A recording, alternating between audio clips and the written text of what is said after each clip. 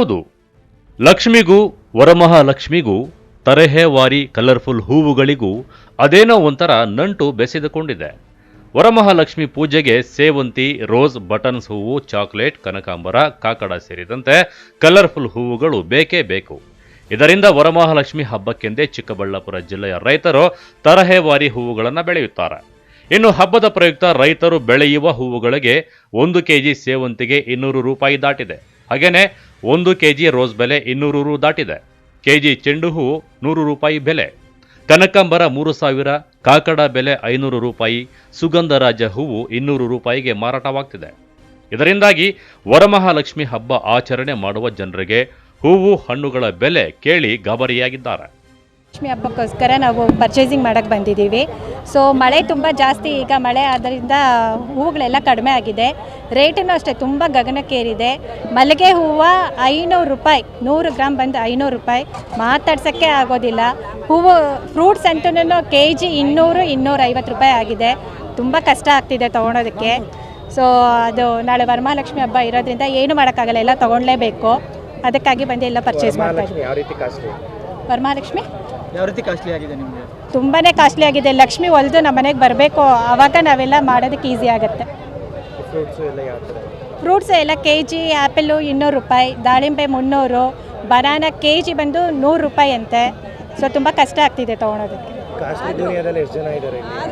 ಆದರೂ ಬಿಡ್ತಾ ಇಲ್ಲ ಜನ, ನೋಡಿ ಹೇಗಿದ್ದಾರೆ, ಆದರೂ ಬಿಡ್ತಿಲ್ಲ, ತಗೊತಾನೇ ಇದ್ದೀವಿ. ನನ್ನ ಹೆಸರು ಜ್ಯೋತಿ. ಇನ್ನು ವರಮಹಾಲಕ್ಷ್ಮಿ ಹಬ್ಬದ ಪ್ರಯುಕ್ತ ಹೂವುಗಳಿಗೆ ಬೆಲೆ ಬಂದು ರೈತರಿಗೆ ಒಂದು ಕಡೆ ಸಂತಸವಾದರೆ, ಮತ್ತೊಂದು ಕಡೆ ಹಬ್ಬ ಮಾಡಲು ಸಾರ್ವಜನಿಕರು ಪರದಾಡುತ್ತಿದ್ದಾರೆ. ಹೂವು, ಹಣ್ಣು, ತರಕಾರಿ ಸೇರಿದಂತೆ ಯಾವುದೇ ವಸ್ತು ಖರೀದಿ ಮಾಡಿದರೂ ಕೈ ಸುಡುವಂತಾಗಿದೆ. ಅಗತ್ಯ ವಸ್ತುಗಳ ಬೆಲೆ ಏರಿಕೆ ಮಧ್ಯೆ ಹೂವು, ಹಣ್ಣು, ತರಕಾರಿ ಬೆಲೆ ಏರಿಕೆಯಾಗಿದೆ. ಗ್ರಾಹಕರು ಬೆಳಗ್ಗೆಯಿಂದಲೇ ನಗರದ ಖಾಸಗಿ ಬಸ್ ನಿಲ್ದಾಣ, ಬಜಾರ್ ರಸ್ತೆಯಲ್ಲಿ ಜನ ಜಾತ್ರೆಯಂತಿದ್ದು ಬಿಸಿಲನ್ನು ಲೆಕ್ಕಿಸದೆ ವ್ಯಾಪಾರದಲ್ಲಿ ತಲ್ಲೀನರಾಗಿದ್ರು. ಒಂದು ಕಡೆ ಬಿಸಿಲಿನ ತಾಪಕ್ಕೆ ಬೇಸರಗೊಂಡ್ರೆ, ಮತ್ತೊಂದು ಕಡೆ ಹೂವು ಹಣ್ಣುಗಳ ಬೆಲೆ ಕೇಳಿ ಗಾಬರಿ ಆಗಿ ಬೇಸರ ವ್ಯಕ್ತಪಡಿಸಿದರು. ವರಮಹಾಲಕ್ಷ್ಮಿ ಹಬ್ಬ ನಾಳೆ ಎಲ್ಲರಿಗೂ ಗೊತ್ತಿದೆ, ಶುಕ್ರವಾರ ವರಮಹಾಲಕ್ಷ್ಮಿ ಹಬ್ಬ ಇದೆ ಅಂತ ಹೇಳಿ.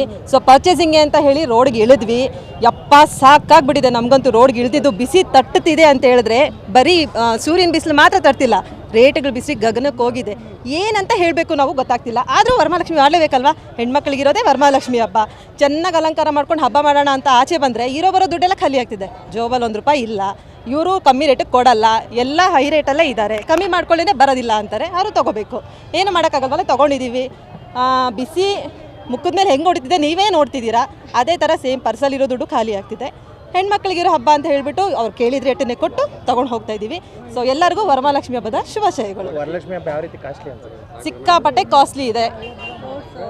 ಕ್ರೌಡ್ ಅಂತೂ ತುಂಬ ಇದ್ದಾರೆ. 1 ರೂಪಾಯಿನೂ ತಗೊಂಡು ಹೋಗೋದಕ್ಕೆ ಮನೆಗೆ ಆಗ್ತಾನೆ ಇಲ್ಲ. ದೇವರ ಲಕ್ಷ್ಮಿ ಸ್ವಲ್ಪ ನಮ್ಮ ಕಡೆ ಹೊಲಿದು ಖಾಲಿಯಾಗಿರೋ ಜೋಬ್ ತುಂಬಿಟ್ರೆ ನಮ್ಗೆ ಅದೇ ಖುಷಿ ಆಗುತ್ತೆ. ಸೊ ಲಕ್ಷ್ಮಿ ಒಲಿಲಿ ಅಂತ ನೀವು ಕೇಳ್ಕೊಳ್ಳಿ, ನಿಮಗೆಲ್ಲ ಒಲಿಲಿ ಅಂತ ನಾವು ಕೇಳ್ಕೊತೀವಿ.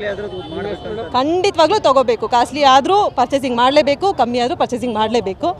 ಕರ್ಕೊಂಡು ಹೋಗ್ಬೇಕಲ್ವ ಲಕ್ಷ್ಮಿನ ಮನೆಗೆ, ಖುಷಿಯಾಗಿ ಕರ್ಕೊಂಡು ಹೋಗೋಣ ಅಂತೇಳಿ ಪರ್ಚೇಸಿಂಗಿಗೆ ಬಂದಿದ್ದೀವಿ. ನನ್ನ ಹೆಸರು ಆಶಾ ಅಂತ.